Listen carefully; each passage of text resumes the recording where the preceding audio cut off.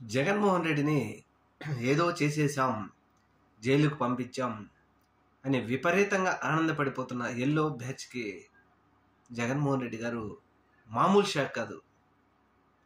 ప్రభుత్వం మాజీ ముఖ్యమంత్రి బుల్లెట్ ప్రూఫ్ వాహనాన్ని సీజ్ చేశాం, ఇంకెక్కడికి వెళ్ళలేడు అని సంకల్పం చదువుకుంటా ఉంటే 24 గంటల గడవక ముందే ఏపీ 24DF 2349 వెహికల్ కొత్తది తాడేపల్లి ఇంట్లో నుంచి బయటికి రావడంతో yellow media, yellow batch, yellow మందకు ఏం మాట్లాడాలో తెలియక గిలగిల కొట్టుకుంటున్నారు.